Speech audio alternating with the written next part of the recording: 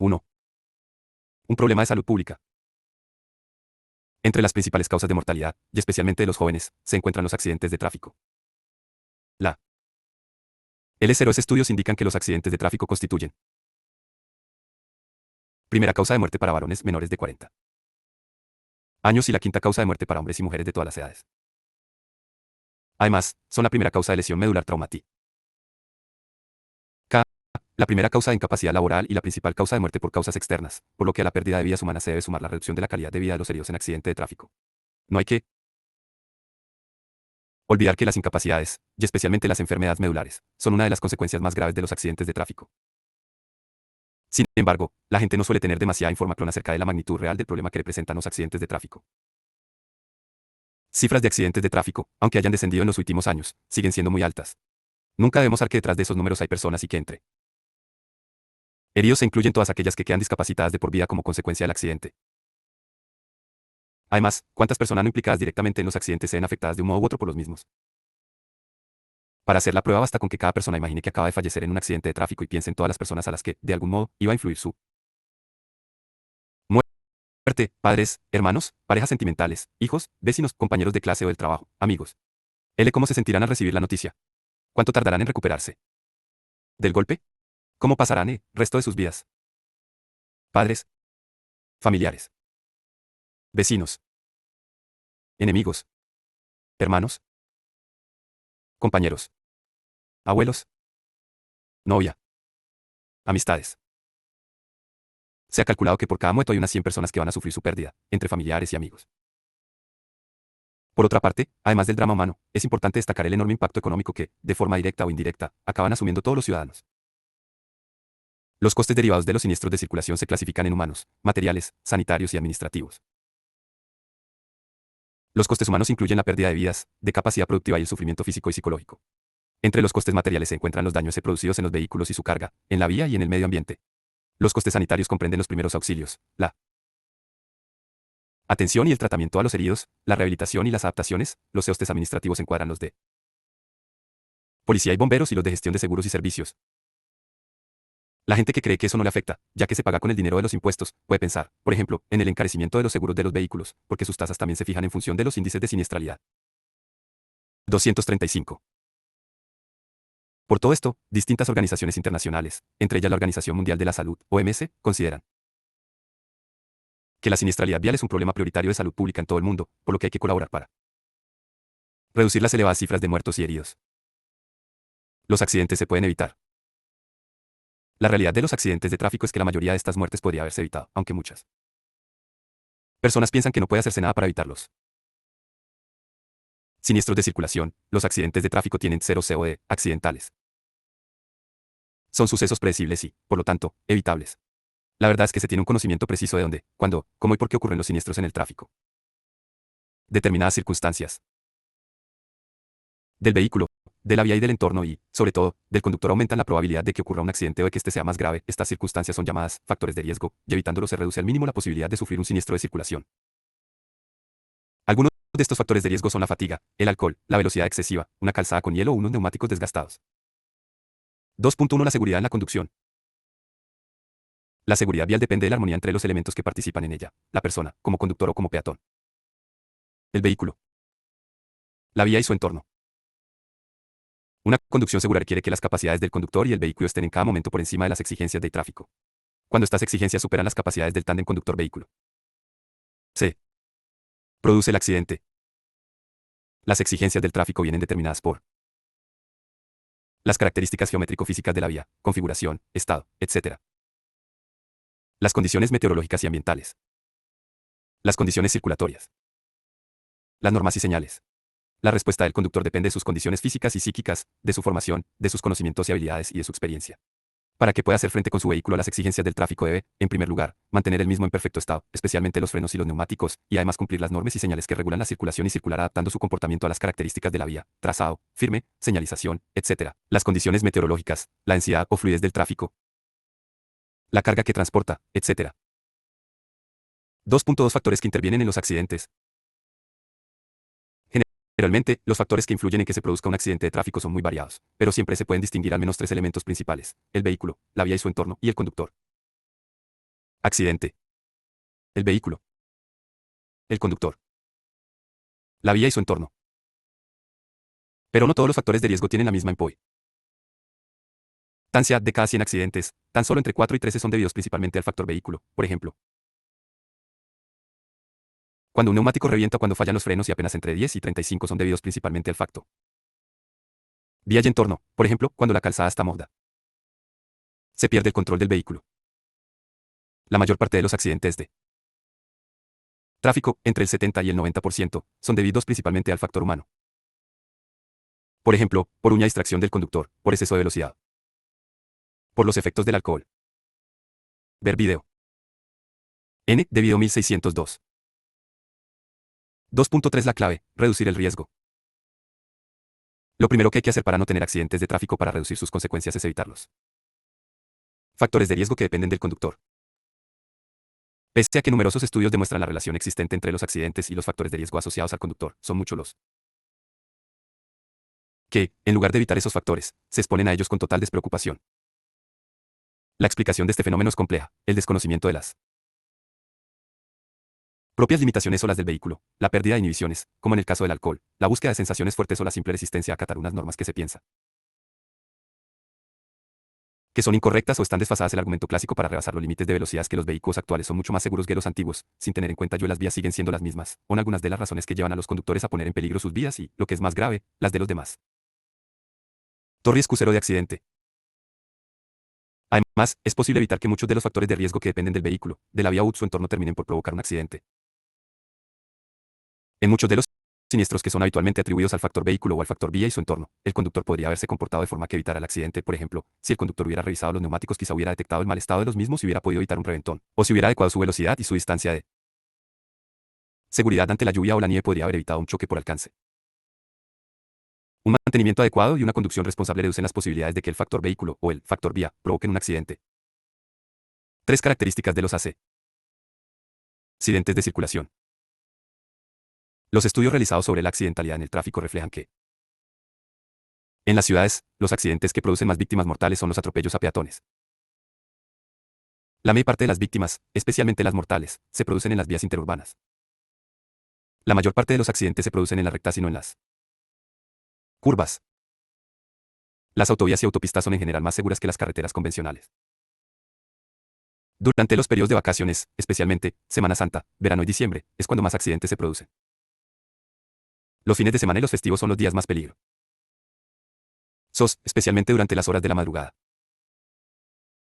Durante el día, la mayor parte de los accidentes se produce a las horas de entrada o salida del trabajo, especialmente por la tarde, al finalizar la jornada laboral. Los grupos de riesgo. Grupo 0C de riesgo. Se denominan grupos de riesgo o grupos vulnerables a los grupos de usuarios que por sus características son más proclives a sufrir un siniestro. Según las estadísticas, uno de los principales grupos 0C de riesgo son los peatones, sobre todo los niños y las personas mayores. Entre los conductores se consideran grupos de riesgo a los jóvenes, a las personas mayores y a los conductores de vehículos de 2 ruedas, bicicletas, motocicletas y ciclomotores, ya que en caso de accidente tienen mayor probabilidad de lesionarse o de morir. 5 caseros peatones. Los peatones son especialmente vulnerables, ya que en caso de atropello suelen salir gravemente lesionados con mucha facilidad. Las cifras indican que la probabilidad de resultar muerto en caso de atropello es entre 2 y 3 veces mayor en las carreteras, debido principalmente a las altas velocidades, que en las ciudades, que es donde los peatones sufren más accidentes.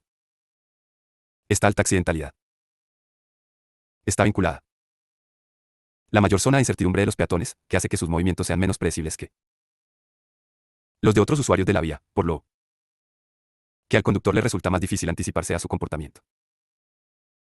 A pesar de que, según los datos de accidentalidad, la mayoría de las víctimas de los atropellos no habían cometido ninguna infracción, muchos peatones suelen incumplir las normas, siendo las faltas más comunes romper o cruzar de manera antirreglamentaria la vía, no situarse correctamente en las calzadas o en los arcenes, o marchar de manera antirreglamentaria por ellas, no utilizar los pasos para peatones o no respetar a I o semáforo 0S, esperar en la calzada, cruzar sin mirar, bajar del vehículo sin comprobar si viene otro.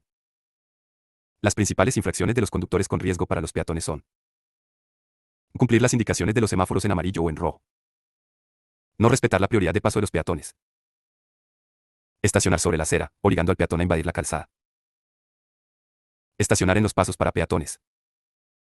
Hay tres tipos de peatones que exigen que el conductor extreme especialmente las precauciones al aproximarse. Ellos. Los niños, por sus reacciones rápidas imprevisibles. Las personas de edad avanzada y los invidentes u otras personas. Manifiestamente impedidas. Puesto que al tener sus facultades mermadas, caminan y accionan con lentitud. Las personas que trabajan en la vía, porque al estar concentrados en su trabajo pierden la noción del peligro de atropello y pueden realizar movimientos inesperados, como por ejemplo las personas que realizan la limpieza o conservación de la vía, labores de carga y descarga. Cambio de una rueda debido a un pinchazo. 5.1 Los niños. Muchos niños están expuestos a sufrir un accidente de tráfico, ya que ni la vía ni su entorno están pensados para ellos. Las estadísticas señalan en España el 30% de los menores fallecidos en accidentes de circulación son peatones, siendo las principales causas de los atropellos las imprudencias, el desconocimiento de la normativa y las limitaciones perceptivas y cognitivas de los niños. La mayoría de los atropellos a niños se produce al término de la jornada escolar. Entre estas limitaciones, destacan su limitado campo visual. Cuando minan entre coches aparcados. Campo visual de los niños puede llegar a ser un 40% menor que el de los adultos, debido a su baja estatura. ¿Qué más? También tienen problemas de visión periférica, lo que les obliga a girar más la cabeza para ver correctamente. 20%. 20%. Problemas en la audición. Los menores de 7 años no son totalmente capaces de localizar, solo por el sonido, la dirección de un vehículo que se aproxima por un lado, por lo que además tienen que girar la cabeza. Bajo control de la atención, los menores de 10 años no suelen prestar la atención suficiente para ir seguros por las vías públicas, por lo que pueden distraerse con facilidad. Suelen confundir ver con ser visto. Cuando ven un coche, pueden pensar automáticamente que el conductor también les ha visto a ellos. Desconocen la normativa de tráfico. Los niños no suelen conocer todas las señales o todos los campamentos adecuados para circular por las vías públicas. Los niños son especialmente vulnerables en los atropellos, ya que peor su baja estatura el golpe suele vitales introducirse en la cabeza o en partes del cuerpo. 5.2 Las personas mayores. Las personas mayores tienen más probabilidades de morir atropellados que otras personas más jóvenes, y suelen tener más accidentes cuando van solos que cuando van acompañando a niños que están a su cargo. En estos casos, los mayores suelen extremar las precauciones y son mucho más cuidadosos, para que a los niños no les ocurra nada y para darles un buen ejemplo. Los principales problemas que muchos mayores encuentran como peatones son exceso de ruido en el ambiente, lo que puede impedirles captar y oír si se acerca un vehículo. La dificultad para apreciar la velocidad de los vehículos. La dificultad para distinguir bien los colores de los semáforos. La existencia de pocos pasos para peatones en determinadas zonas. La excesiva anchura y mala iluminación de algunas calles pueden hacer que sea difícil cruzarlas. En ocasiones los bordilos de las aceras son demasiado altos. Puede haber obstáculos molestos en las aceras, maceteros, coches mal aparcados, volardos, etc. Pueden tener problemas de orientación cuando no conocen bien las calles. 5.3 Recomendaciones para evitar atropellos. Moderar la velocidad, sobre todo en ciudad, un atropello a más de 50 km/h resulta mortal en gran número de ocasiones. Extremar la precaución al aproximarse a lugares frecuentados por peatones, zonas de paso de peatones, paradas de autobuses, especialmente las de transporte escolar o de menores, etc., o a vehículos detenidos en cuyo interior hay personas, es posible que sus ocupantes abran la puerta y bajen sin fijarse. Prestar especial atención a los peatones que vayan hablando por el móvil, ya que en muchas ocasiones no están atentos al tráfico. Estar atento a los peatones que circulan por las carreteras o en las proximidades de lugares de fiesta o diversión. Extremar la atención en las salidas de los garajes, especialmente si son en rampa. Es conveniente hacer alguna señal, disminuir la velocidad y cerciorarse de que no hay peligro para ningún peatón. No modificar el exterior del vehículo, especialmente la parte delantera. Cada vez más, los coches se diseñan para evitar lesiones a los peatones atropellados. Al aproximarse a un autobús parado, sobre todo si es de transporte escolar, disminuir la velocidad y extremar la atención. No hacer señales a los peatones para que crucen la calzada. Los demás conductores pueden no haberse dado cuenta de su presencia. Extremar la precaución cuando las condiciones meteorológicas son adversas, como por ejemplo los días de lluvia, los peatones suelen cometer más imprudencias en esos días. No aparcar encima de la acera, ya que en ocasiones se obliga al peatón a invadir la calzada. Extremar la precaución al dar marcha atrás. Muchos atropellos se producen cuando los vehículos dan marcha atrás porque el conductor no ha visto al peatón. 5.3.1 Detector de peatones con frenada de emergencia. Esta tecnología es capaz de detectar la presencia de un peatón delante del vehículo y si el conductor no responde a tiempo, el vehículo avisa y activa automáticamente los frenos a través de un radar en la parrilla del coche. Una cámara al lado del espejo retrovisor interior y una unidad de control central. El sistema detecta cualquier peatón situado delante del coche al tiempo que calcula la distancia entre ambos. También es capaz de detectar peatones que están a punto de alcanzar la calzada. El sistema de detección de peatones con frenado automático puede evitar una colisión con un peatón a velocidades de hasta 35 km por hora. Más velocidad. La prioridad es reducir la velocidad del coche antes del impacto. Grupos de conductores con mayor riesgo de accidente. 6.1 Los jóvenes. 6.1.1 Primera causa de mortalidad juvenil. Los conductores jóvenes generalmente cuentan con una serie de ventajas frente al resto, como son una superior condición física, unos mejores reflejos y unas aptitudes más adecuadas para la conducción. No obstante, esas condiciones favorables no sirven de mucho si el conductor no tiene conciencia de sus limitaciones, como la falta de experiencia o la tendencia a asumir mayores riesgos. Hay muchos jóvenes que conducen con total seguridad y, en consecuencia, no tienen mayor riesgo de accidente que otros conductores de más edad. Sin embargo, en España mueren cada año cientos de jóvenes en accidentes de tráfico, que son la principal causa de mortalidad en el intervalo entre los 15 y los 29 años. Ello hace que el problema de los siniestros de circulación sea aún más preocupante para la población joven que para otros grupos de edad. Número de muertos en accidente de tráfico aumentará rápidamente a partir de los 15 años, coincidiendo con la aparición de los primeros conductores de ciclomotores, y, sobre todo, a partir de los 18 años. Esta situación se mantiene hasta los 29 años, momento en el que el número de víctimas mortales comienza a descender.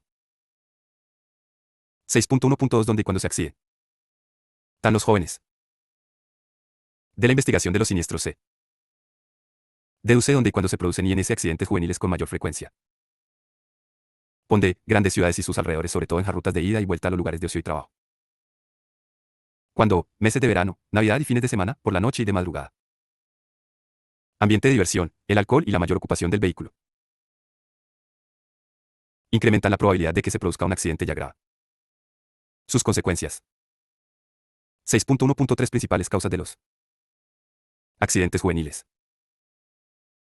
Las principales conductas de riesgo que con frecuencia aparecen asociadas a los siniestros juveniles son el exceso de velocidad, el consumo de alcohol y otras drogas, no respetar las normas de circulación, asumir muchos riesgos conduciendo, la falta de experiencia al volante. 180 Kawaii. Además, hay una serie de características personales que parecen estar relacionadas con la propensión de ciertos jóvenes a sufrir un accidente de tráfico, entre las que destacan la excesiva necesidad de autoafirmación, lo que los hace más competitivos y más dispuestos a desobedecer las normas de tráfico. La sobrevaloración de su capacidad de conducción, por lo que no con seguridad. Si era necesario tomar medidas de cómo ponerse el cinturón o el casco. Comportamiento exhibicionista en grupo, lo que les lleva a realizar maniobras de riesgo cuando van acompañados. La aceptación de un riesgo excesivo. Lo que se relaciona especialmente con las competiciones con otros vehículos. La excesiva influencia de la publicidad, principalmente de aquellos anuncios que incitan claramente al riesgo. La escasa capacidad de evaluar adecuadamente las consecuencias de una conducta peligrosa al volante y un comportamiento inadecuado ante las situaciones de riesgo provocan muchos de los accidentes que sufren los jóvenes. Finalmente, existen 5 factores que influyen en la evaluación y aceptación del peligro. Las actitudes frente al tráfico. Si no se percibe la conducción como algo que puede ser peligroso, tampoco se adoptarán comportamientos prudentes. 1 como mola. Las atribuciones sobre el comportamiento. Las personas que creen que conducen mucho mejor que los demás piensan que los errores siempre los cometen otros. La experiencia en la conducción. La falta de experiencia en la conducción hace que no perciban bien los riesgos. Nivel de control. Se arriesgan más quienes confían en exceso en su capacidad de controlar el vehículo. Situaciones peligrosas. La menor percepción del riesgo. Si determinadas situaciones de riesgo no se ven como peligrosas, el comportamiento en ellas puede llevar a sufrir un accidente. 6. Las personas mayores. Aumento de la esperanza de vida hace que se conduzca durante muchos más años. En la actualidad, más de 2 millones de personas mayores de 65 años tienen permiso de conducir, lo que representa cerca del 10% del censo de conductores. 241. Teniendo en cuenta el porcentaje de población conductora que representan y el número de kilómetros que recorren cada año, puede afirmarse que tienen un elevado índice de siniestralidad. Experiencia. La desventaja que tienen las personas mayores es que no siempre compensa la pérdida paulatina de las facultades que produce la edad, generalmente son respetuosas con las normas de circulación, pero sin embargo sufren más accidentes como consecuencia de la pérdida de sus capacidades psicomotoras. Las personas mayores que han sufrido un deterioro de las capacidades psicomotoras importantes para conducir, como una disminución de la capacidad de atención o un aumento del tiempo de reacción, pueden tener más accidentes. En las situaciones complejas que exigen una respuesta rápida, especialmente en las intersecciones y en las incorporaciones y salidas de vías por donde se circula a alta velocidad. Por el contrario, en las situaciones donde hay tiempo suficiente para reaccionar tienen los mismos problemas que otras personas más jóvenes, por ello hay que dar tiempo suficiente y no presionar a los conductores mayores. La circulación puede ser muy estresante, por lo que las personas mayores que soporten peor la presión se sentirán especialmente irritables y nerviosas, pudiendo realizar maniobras imprudentes o inesperadas en algunas situaciones de tráfico conflictivas. Por ello es fundamental que ante su presencia el resto de los usuarios extremen el respeto y la comprensión hacia estas personas y procure no atosigarlas. Otros problemas que pueden sufrir las personas mayores y que afectan a su conducción son la visión. Más del 30% de los mayores de 65 años presentan serias deficiencias o severos deterioros en la visión. A medida que se envejece se produce un estrechamiento del campo visual, lo que dificulta medir con precisión el movimiento de otros vehículos y sobre todo detectar objetos móviles que están en los extremos del campo de visión. Este problema se agrava cuando se conduce de noche, ya que las personas mayores también pueden sufrir con facilidad un deslumbramiento. La audición. Más del 25% de los mayores de 65 años presentan deterioros significativos de la capacidad auditiva. A las personas mayores puede costarles más trabajo reconocer o distinguir los sonidos y localizar su procedencia. Esta falta de audición puede ser muy peligrosa para la conducción, ya que se pierde información importante tanto del vehículo como del tráfico que le rodea. Consumo de medicamentos. 20% de los mayores de 65 años consume alrededor de 5 medicamentos al día. Como vimos anteriormente, existe un gran número de fármacos que pueden afectar a las capacidades básicas para conducir con seguridad. En caso de accidente, las personas mayores tienen lesiones más graves y menos posibilidades de sobrevivir, debido al deterioro que la edad produce en el cuerpo. 6.3 Los conductores de vehículos de dos ruedas en general. Los vehículos de dos ruedas son menos estables, más frágiles y menos visibles. Por ello, los otros conductores deberán tener especial precaución e intentar prever sus movimientos con mayor antelación. 6.3.1 Bicicletas. En España muere un ciclista cada 4 días aproximadamente. En los últimos años han muerto en nuestro país unos 80 ciclistas al año. En los atropellos a ciclistas las lesiones de mayor importan son las que sufren en la cabeza. Uso del casco reduce hasta 3 veces la probabilidad de cero sufrir lesiones en la cabeza. Los accidentes de ciclistas ocurren normalmente los fines de semana, sobre todo con la llegada del buen tiempo, ya que circulan más ciclistas, y principalmente en las carreteras convencionales, sobre todo en las rectas y en las intersecciones, siendo la mayoría por choque con otro vehículo, aunque también se producen salidas de la vía, atropellos e incluso despeñamientos. L2S causas más frecuentes de los accidentes son las infracciones cometidas tanto por los ciclistas como por los demás conductores. Infracciones más frecuentes cometidas por los ciclistas. Distracciones. Circulación en sentido contrario prohibido. No respetar la norma genérica de prioridad o la señal de stop. Giros incorrectos. Incorporarse a la circulación sin precaución. Infracciones más frecuentes cometidas por los demás conductores. Distracciones. Velocidad inadecuada. Adelantamientos antirreglamentarios. Giros incorrectos. También suele influir, directa o indirectamente, el mal estado de la vía. Sin embargo, en la mayoría de las ocasiones el conductor o el ciclista podrían haberse comportado de algún modo que evitara el accidente. Para evitar el atropello de ciclistas es recomendable dejar una separación lateral de seguridad suficiente en los adelantamientos, en especial si se conduce un vehículo de grandes dimensiones, por los golpes de aire que puede provocar en las cuestas, ya que debido al esfuerzo y al dedaleo los ciclistas pueden tener trayectorias oscilantes, y o ese días de viento, en los que se pueden desestabilizar con facilidad. O si el ciclista lleva un pasajero. No iniciar ni continuar un adelantamiento si circulan ciclistas en sentido contrario. Versas o extremar la precaución en condiciones meteorológicas con mala visibilidad, porque aumenta la probabilidad de caídas o movimientos bruscos del ciclista. Evitar las señales acústicas cerca de los ciclistas. Realizarlas a suficiente distancia para evitar asustarlos. Tener cuidado cuando haya vehículos estacionados o obstáculos. Los ciclistas pueden realizar desplazamientos bruscos. Extremar las precauciones en urbanizaciones y zonas de ocio, especialmente en verano y días de fiesta. 6.3.2 Motocicletas y ciclomotores. En los últimos tiempos, la presencia de ciclomotores y motocicletas en las vías ha aumentado considerablemente, especialmente en las grandes ciudades, gracias a la agilidad, comodidad, facilidad de manejo y reducido tamaño de estos vehículos. El lado negativo lo constituyen los accidentes sufridos por los conductores de motocicletas y ciclomotores, que, debido a las características de estos vehículos, tienen en la mayoría de las ocasiones graves consecuencias para sus ocupantes, siendo a menudo mortales. Según las cifras de accidentalidad, circulaban en moto o ciclomotor 1 de cada 4 víctimas y 1 de cada 6 fallecidos en accidentes de circulación. El 70% de los accidentes de motocicleta y el 81% de ciclomotores se producen en Cuba. 243. Uno de los principales problemas de mortalidad en este tipo de accidentes, teniendo en cuenta que las partes del cuerpo que sufren las lesiones más graves son la cabeza y la cara, es el de la falta de uso del casco por parte de los ocupantes de los vehículos de dos ruedas. El tipo de accidente más común de este tipo de vehículos es la colisión frontolateral al realizar maniobras de adelantamiento, sobre todo en vía urbana. Además, durante el fin de semana se contabiliza más del 41% de accidentes. Las causas más frecuentes de los accidentes son las infracciones cometidas tanto por los conductores de motocicletas como por los demás conductores. Infracciones más frecuentes cometidas por los conductores de motocicletas: medir el sentido contrario, conducir de forma distraída. Infracciones más frecuentes cometidas por los demás conductores: no respetar la prioridad de paso, ocupar el sentido contrario, conducir de forma distraída. Para evitar accidentes con motocicletas o ciclomotores es recomendable, antes de cambiar de carril, verificar que no circule por ningún vehículo de dos ruedas. A ciertas velocidades puede resultar difícil percibir un vehículo de dos ruedas. No circular en paralelo a un vehículo de dos ruedas. Mantener una distancia de seguridad adecuada, sobre todo en ciudad, ya que es fácil que se pueda producir un alcance. Respetar las prioridades de paso. Extremar la precaución en condiciones meteorológicas adversas o con mala visibilidad, ya que es más probable que los conductores de vehículos de dos ruedas efectúen movimientos bruscos y se incrementa el peligro de que se caigan.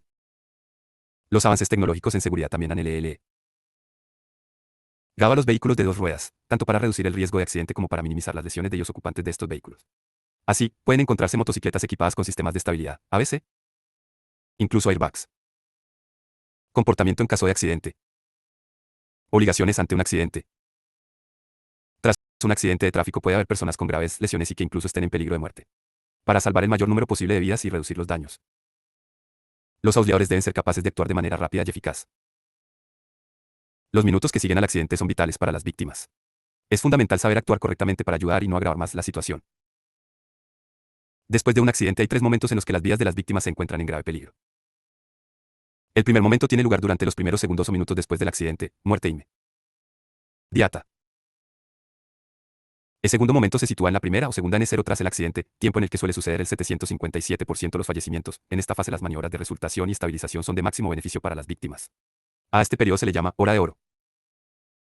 El último momento importante ocurre días o semanas después del accidente, mortalidad tardía. Cualquier persona que esté implicada en un accidente de tráfico, lo presencia o tenga conocimiento de él, tiene la obligación de auxiliar. Solicitar auxilio para atender a las víctimas, si las hubiera. Prestar su colaboración para evitar mayores peligros o daños. Ayudar a restablecer, en la medida de lo posible, la seguridad de la circulación. Contribuir al esclarecimiento de los hechos. Comunicar, en todo caso, su identidad a otras personas implicadas en el accidente si se lo pidiese. Además, el conductor de cualquiera de los vehículos implicados en un accidente debe facilitar los datos del vehículo a otras personas implicadas en el mismo. Como si lo pidiesen. Tomar las medidas adecuadas, cuando solo se hubieran ocasionado daños materiales y alguna parte afectada no estuviera presente, para proporcionarle, cuanto antes, su nombre y dirección, directamente a intermedio de los agentes de la autoridad. Estas obligaciones quedarán sin efecto para aquellas personas no implicadas en accidente cuando sea claro que su colaboración no es necesaria. Cuando se hubieran personado en el lugar del hecho la autoridad o sus agentes. En estos casos es mejor continuar la marcha para no obstaculizar la circulación y no dificultar las medidas de socorro. 7.1 Omisión de socorro. La omisión de socorro es un delito tipificado por el Código Penal que puede castigarse incluso con la cárcel. Puede incurrir en el delito de omisión de socorro quien no socorre a las víctimas, pudiendo hacerlo sin riesgo propio, en un accidente, ocasionado o no por quien no pide auxilio para las víctimas, cuando él mismo no puede prestarlo. Quien, habiendo causado un accidente con víctimas, sea la fuga. La regla paz. Un comportamiento correcto en los 10 minutos posteriores al accidente es de vital importancia porque permite salvar vidas, evitar un sobreaccidente, disminuir, hasta un 30%, o, incluso, evitar posibles lesiones secundarias. Reducir daños materiales. Para actuar de manera apropiada en un accidente tan solo es necesario seguir la pauta de actuación que queda resumida en la denominada regla paz: proteger, avisar, socorrer. P igual a proteger. A igual a avisar. 112. Ver video. S igual a socorrer. N de video 1606. 8.1 Proteger. Medidas para restablecer la seguridad de la circulación. Lo primero que toda persona debe tener en cuenta ante un accidente de tráfico es protegerse a sí misma, no exponiéndose a peligros innecesarios ni arriesgándose a sufrir un accidente. Proteger el lugar del accidente, señalizándolo para hacerlo visible, lo que evitará que se produzcan nuevos accidentes y favorecerá que la asistencia llegue de manera rápida y eficaz. Proteger a las víctimas. Conductor, esté implicado o no en el accidente, debe seguir los siguientes pasos. Ante todo, mantener la calma. Detener y estacionar su vehículo cuanto antes en un lugar seguro, de forma que no cree un nuevo peligro para la circulación, fuera de la vía si es posible, intentando dejar libre una ruta de acceso para los servicios de emergencias, parar el motor, cortar el encendido de su vehículo, y movilizarlo con el freno de estacionamiento y encender las luces de emergencia. Ponerse el chaleco reflectante antes de salir del vehículo para ser más visible y evitar ser atropellado. Chaleco reflectante de alta visibilidad. Debe estar homologado, así es seguro que podrá cumplir correctamente su función. 245.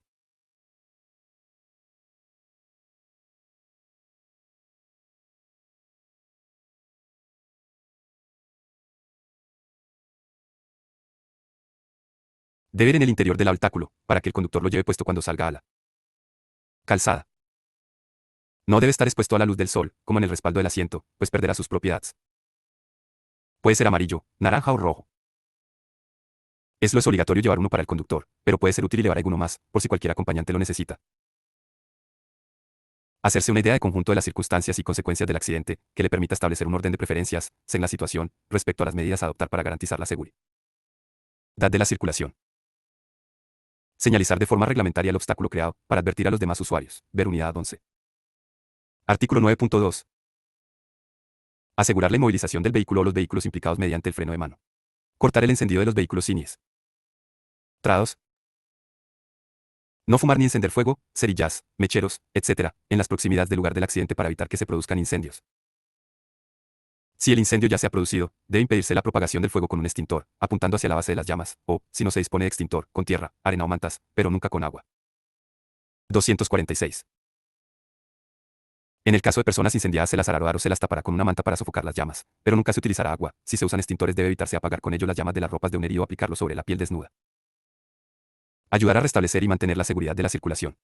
En el escenario del accidente solo deben estar las personas indispensables. El resto puede colaborar regulando el tráfico o buscando ayuda, por ejemplo. Las personas que auxilian a las víctimas o prestan colaboración para restablecer la seguridad de la circulación deben evitar, en la medida de lo posible, invadir la calzada o, si fuera inevitable, hacerlo con las máximas garantías de seguridad. Si es necesario iluminar el lugar del accidente, puede hacerse con las luces de otro u otros vehículos colocados perpendicularmente a la calzada y fuera de ella. En los accidentes en los que, aparentemente, haya resultado muerta o gravemente herida alguna persona o cuando se haya avisado a la autoridad o sus agentes, se deberá evitar la modificación del estado de las cosas y de las huellas u otras pruebas que puedan ser útiles para determinar responsabilidades, excepto cuando no hacerlo resulte peligroso para los heridos o la circulación. Y. 8.2 Avisar. Petición de auxilio una vez asegurada la zona del. Antes de pedir auxilio hay que intentar. Accidente. Hacerse una rápida composición de el lugar, recabando información acerca de lo que ha pasado, a partir de I0S. 2. De las víctimas, etc. Para trabajo a los servicios de emergencia. Implica facilitar el. Si aparentemente hubiera alguna persona gravemente herida o muerta. Es obligatorio avisar a la autoridad. A sus agentes, debiendo permanecer en el lugar del accidente, o regresar a mismo si ha sido necesario ausentarse para hacerlo, hasta que lleguen, salvo que le hubiesen autorizado a abandonarlo o si debe prestar auxilio a los heridos o ser el mismo atendido. También será obligatorio avisar a la autoridad. Si alguna de las personas implicadas en el accidente lo solicita, aunque no haya heridos y la seguridad de la circulación esté establecida. Para pedir ayuda se puede llamar al servicio de emergencias, el número 112, que se encargará de coordinar a todos los efectivos necesarios. Es gratuito, se puede acceder a él incluso sin cobertura del operador y está disponible no solo en España, sino también en la Unión Europea. Sí. En caso de no disponer de un móvil desde el que llamar habrá que acudir. Es posible, al poste más cercano. O pedirá a alguien que haga la llamada. La señal S27, auxilio en carretera, indica la situación del poste opuesto. De socorro más próximo desde el que se puede solicitar auxilio en caso de accidente o avería. La señal puede indicar la distancia a la que éste se halla. SOS. Un único teléfono para emergencias. 112. Cuando se llame al número 112 debe darse toda la información recogida previamente. Cuanto más detalladas sean las explicaciones mayores la probabilidad de que haya servicios de urgencia adecuados lleguen lo antes posible al lugar del accidente. Es importante identificarse, mantener la calma y no colgar el teléfono hasta que lo indique la persona que atiende la llamada. Información útil para el servicio de alerta. Datos respecto al lugar del accidente, nombre de la carretera. Punto kilométrico y, en autopistas y autovías, sentido de circulación. En esta situación puede ser muy útil un GPS. Datos respecto a lo ocurrido, describir la situación y dar el número de coches implicados, especificando los peligros existentes, como vehículos en la calzada, víctimas atrapadas, incendio, mercancías peligrosas, etc. Datos respecto al número de heridos y su estado. Hay que indicar, si se puede determinar, el tipo de lesiones que presentan las víctimas y su estado aparente. 8.2.1 ECAL. El sistema ECAL detecta si un suceso es grave gracias a unos sensores instalados en el vehículo, y en ese momento se graba un mensaje de auxilio que le llegará a la centralita del 112 mediante un sistema de GPS, con el que se podrá detectar fácilmente al vehículo. La llamada podrá ser realizada de manera manual por los ocupantes o automáticamente en caso de accidente grave. Si los ocupantes del vehículo pueden, se comunican directamente con el personal de seguridad a través del sistema. De a cual sea el país europeo donde ocurra el accidente, los operadores responderán en el lenguaje utilizado por la persona que llama. ECAL. 8.3 Socorrer, auxiliar a los heridos. Auxilio debe realizarse de forma rápida, serena y eficaz manteniendo la seguridad y tranquilidad y no dejando solos a los heridos. Hay que vigilar su estado y evolución. Es tan importante saber lo que debe hacerse como saber qué es lo que no hay que hacer. Ante la duda lo mejor es abstenerse de actuar sobre los heridos para no producirles daños más graves y colaborar de otra forma, dando apoyo emocional a las víctimas. El contacto físico es muy importante, o tranquilizándolas con la pronta llegada de ayuda profesional. 8.3.1 Normas generales. No mover a los heridos, a no ser que sea imprescindible para su reanimación a su seguridad. Mantener al herido inmóvil, especialmente el eje cabeza-cuello-tronco. Evitar que camine. Y. Mantener el cuello protegido en todo momento ante posibles movimientos bruscos. Si la víctima está inconsciente, se puede sospechar de una lesión vertebral medular. Falta de un collarín, se puede colocar ropa o arena a los lados del cuello y la cabeza del herido, nunca debajo, o mantener las manos a ambos lados del cuello y la cabeza para que no se muevan. No mover las extremidades cuando estén fracturadas. Aflojar, sin quitárselas, las prendas que les opriman, liberando el tórax, el abdomen y las extremidades. Cortarlas, si es preciso, para no tener que mover al herido. No quitarle el casco al herido si lo lleva, salvo que de no hacerlo peligre su vida. No dar a los heridos medicamentos, alimentos ni bebidas, y menos alcohol. No tocar las heridas para evitar infecciones, salvo para contener una hemorragia. No aplicar pomadas o alcohol. Tapar ligeramente a los accidentados, incluso en verano, para mantener la temperatura corporal. 8.3.2 Movilización de los heridos. Nunca hay que mover a una persona del interior de un vehículo, a no ser que su vida corra peligro inmediato. Si no se hace, vehículo ardiendo, parada cardiorrespiratoria, etc. Es mejor practicar en el interior del mismo vehículo la evaluación y atención del herido y esperar a la llegada del personal especializado para que lo extraiga. En caso de tener que sacar a un accidentado del vehículo, hacerlo lentamente, manteniendo el eje cabeza-cuello-tronco, como si fuera un bloque rígido, y dejarlo en un lugar seguro. Cualquier otra movilización de un herido, siempre que sea necesaria, hay que efectuarla entre varias personas, al menos 3, para poder trasladar al herido como un bloque rígido, sin mover su cuello, manteniendo alineado la cabeza, el cuello y el tronco. 247. O generalidades. Es necesario saber cuál es la gravedad de los heridos para establecer un orden de prioridad para atenderles. También debe saberse si su vida peligra y mantener sus constantes vitales. Las lesiones que se producen con mayor frecuencia se localizan en región cráneoencefálica, extremidades inferiores, regiones torácica y abdominal, extremidades superiores, columna vertebral. Sin embargo, según la gravedad de mismas, en orden decreciente, se localizan en 1. Región cráneoencefálica. 2. Columna vertebral. 3. Regiones torácica y abdominal. 4. Extremidades inferiores. 5. Extremidades superiores. En el examen de un accidentado hay que buscar signos vitales que revelen las funciones básicas del organismo, evitando manipulaciones excesivas e innecesarias que pueden agravar las lesiones ya existentes o producir otras nuevas. Una vez que se ha protegido el lugar del accidente y avisado a los servicios de urgencia, hay que proceder a actuar sobre el accidentado efectuándola. Evaluación primaria, es decir, reconociendo sus signos vitales, conciencia y respiración, siempre en este orden. 248. Primeros auxilios. Una vez se compruebe la presencia de conciencia o de respiración, se iniciará la evaluación secundaria o, lo que es lo mismo, el reconocimiento de sus signos no vitales, presencia de ragias, fracturas, quemaduras, etc. Para tocar a una víctima utilizar siempre guantes, si es posible, evitando así contagios. 10. Reconocimiento de signos vitales, evaluación primaria. 10.1. Conciencia. Para saber si un accidentado está consciente se le hacen preguntas sencillas. ¿Estás bien? En voz alta. Si no responde, se puede recurrir al estímulo doloroso, mediante un pellizco, para observar sus reacciones, gemidos, apertura de ojos, movimiento, etc.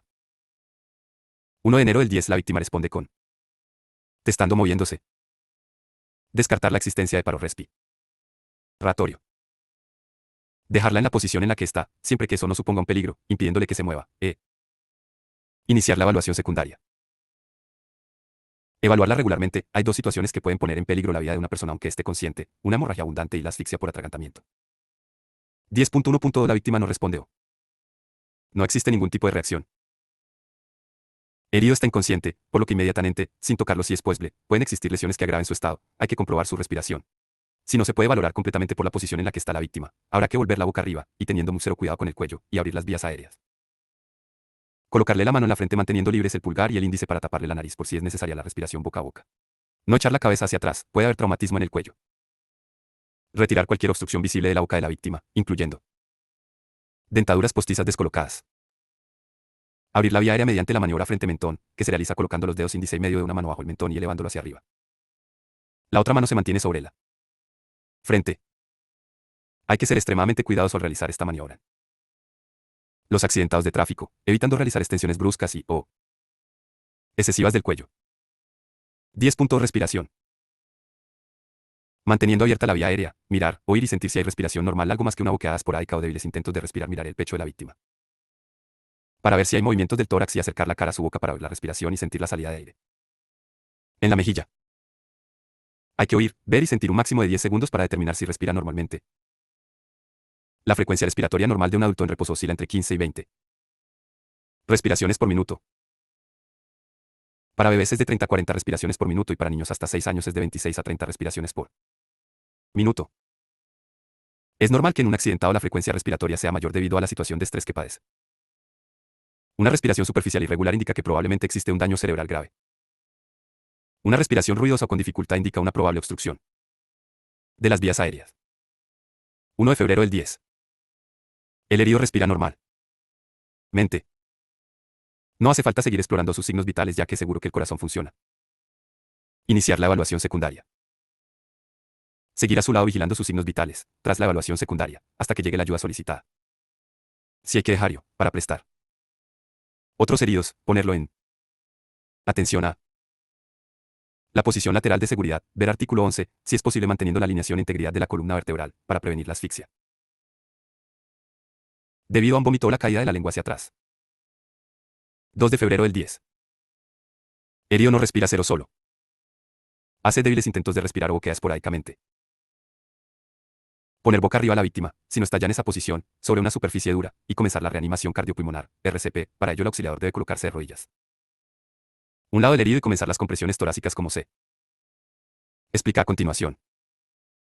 Colocar el talón de la mano en el centro del pecho de la víctima. Colocar el talón de la otra mano encima de la primera. Extender o entrelazar los dedos de ambas manos y levantarlos para asegurarse de que no se ejerce presión sobre las costillas de la víctima, a fin de evitar la fractura de las mismas. No ejercer presión alguna sobre la parte superior del abdomen y sobre el extremo final del esternón. Colocarse verticalmente sobre el pecho de la víctima y, con los brazos rectos, comprimir sobre el esternón. Para hacer descender unos 4 o 5 centímetros, realizar la compresión con el peso del cuerpo y no con la fuerza de los brazos.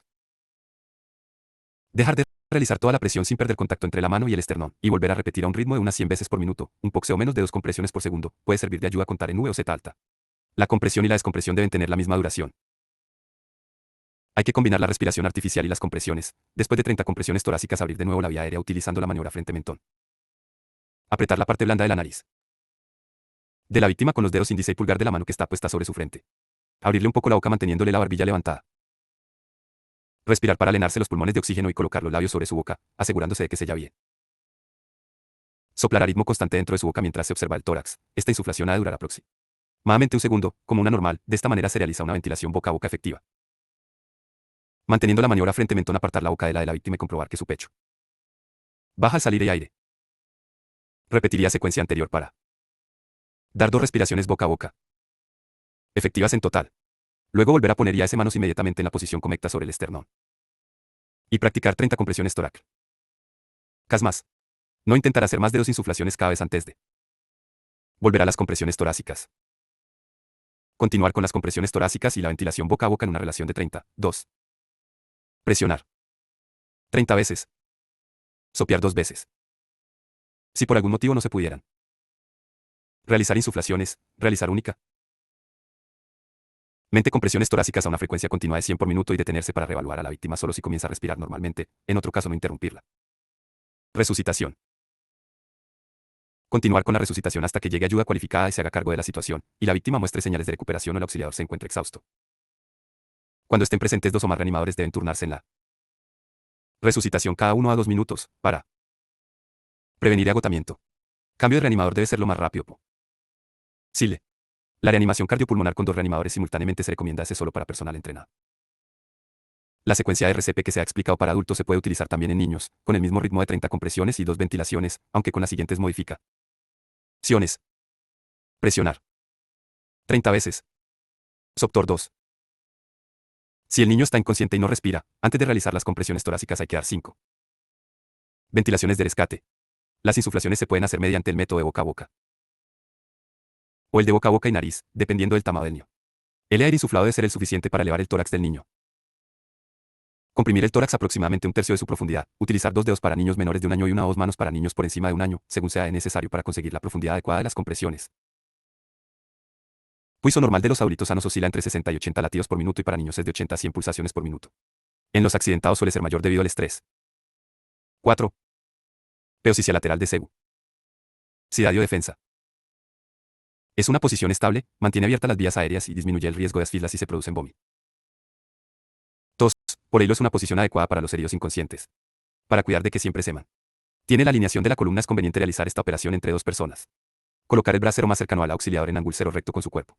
Con el codo doblado y cruzar el otro brazo sobre el pecho. Con la otra mano flexionar la pierna más alejada. Tirar de ella y del hombro para hacer girar a la víctima, poniéndola de lado. La mejilla. Asegurarse de que la vía aérea permanece abierta, colocando la mano abajo. Si fuera necesario. Si hay que mantener a la víctima durante más de 30 minutos en la posición lateral de seguridad, debe dársele la vuelta para que repose del otro lado. Ver video. N, de video 1607. 12. Reconocimiento de SIG. No vitales, evaluación secundaria. Una vez asegurada la supervivencia de los heridos es preciso determinar su estado mediante la localización de todas sus lesiones. Para ello, además de reevaluar su conciencia, respiración y pulso, se realizará una exploración rápida y concienzuda de todo el cuerpo en busca de sangre, deformidades, anormalidades en el color, temperatura, aspectos de la piel, etc. 12.1 Hemorragias. La hemorragia es la salida de sangre de los vasos sanguíneos como consecuencia de la rotura de los mismos. En las heridas producidas por un elemento penetrante que permanece dentro del cuerpo no hay que extraerlo. El intento de sacarlo puede agravar la lesión. Es mejor inmovilizarlo y fijarlo al cuerpo cero de la víctima, usando compresas o gasas para rodear la parte que se sobresale. Las hemorragias se clasifican según su naturaleza. De la externas, la sangre sale al exterior a través herida. Internas, la sangre se vierte al interior del organismo. La sangre de una hemorragia. Estericliceas. Internas sale al exterior a través de orificios naturales, nariz, oído, etc. Según su procedencia.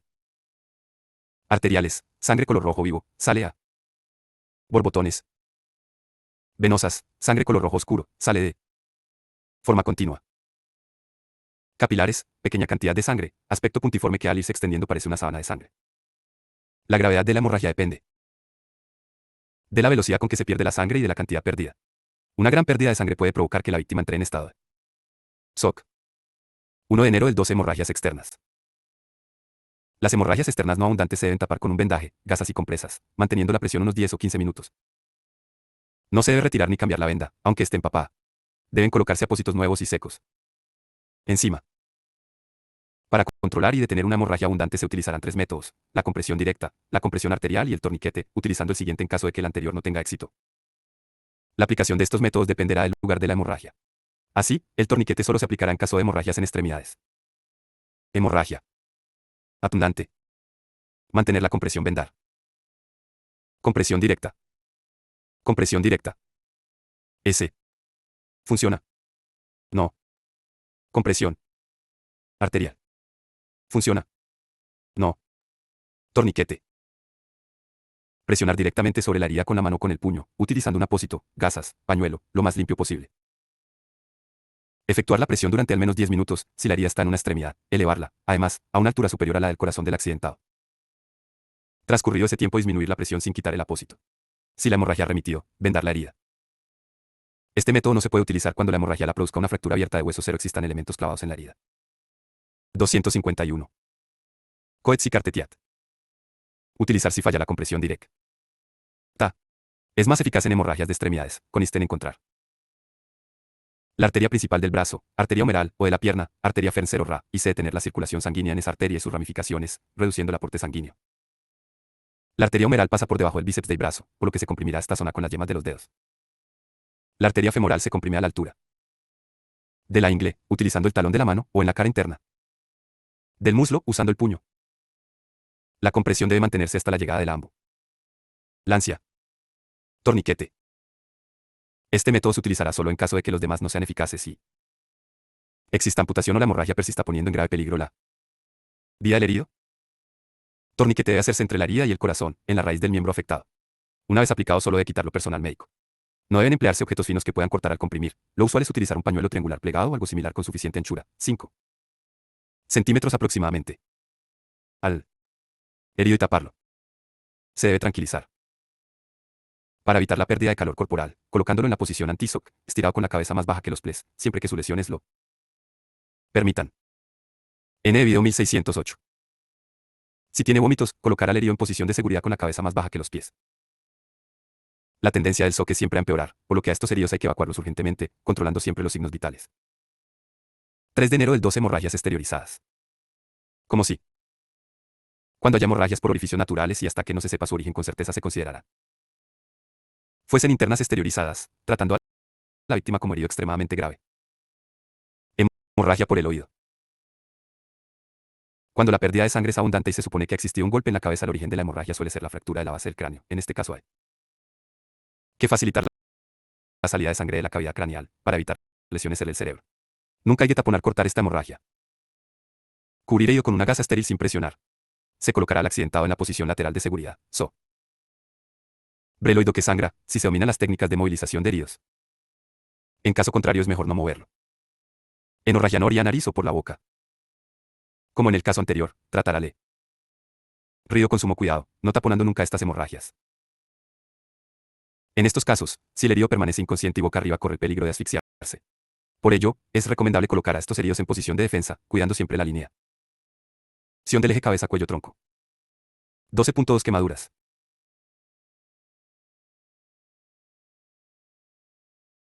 Las quemaduras pueden ser de distinta gravedad y consideración, debiendo tener en cuenta que el comportamiento correcto ante una quemadura es X. No tocar la zona quemada para evitar infecciones. Aplicar agua fría, no se debe aplicar ninguna pomada. Respetar la quemadura sin desprender las ropas que hayan quedado pegadas. Colocar un vendaje estéril y húmedo.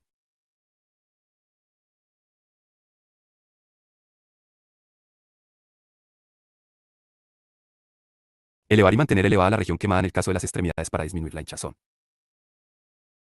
Excepcionalmente se puede dar de beber agua bicarbonatada al herido, una vez descartadas otras posibles lesiones, siempre a que esté totalmente consciente y no vomite.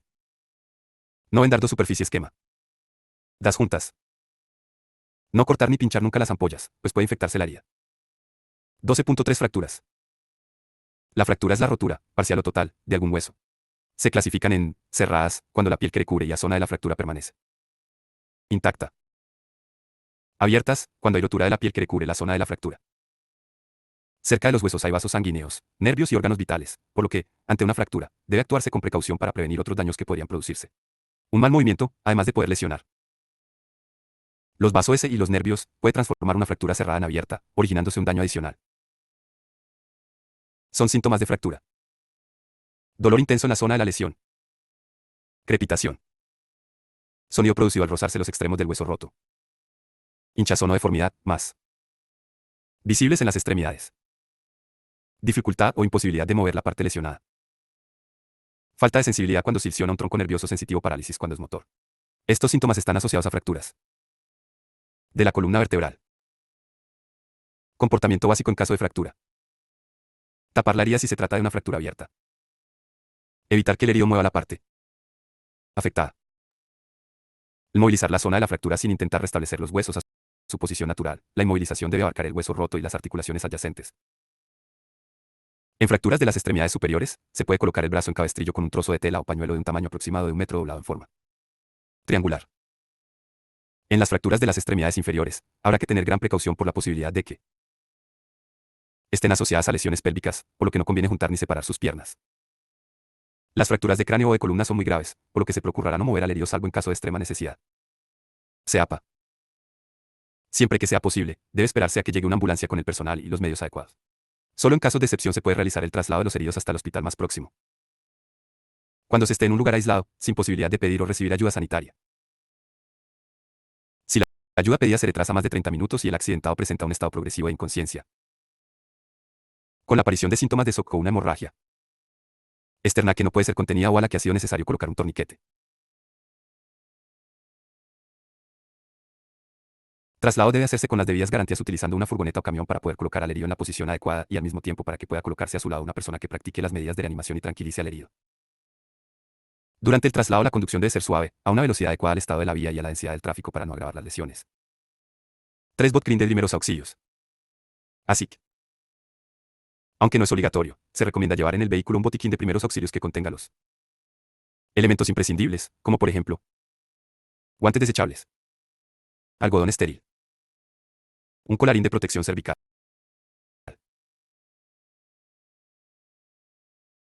vendas, compresas y gasas estériles,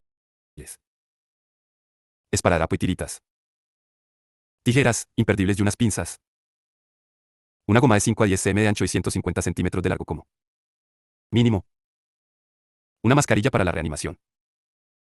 El botiquín de primeros auxilios se debe mantener en condiciones de uso. Revisándolo periódicamente, es conveniente anotar en cada paquete el contenido y su aplicación para poder utilizarlo correctamente.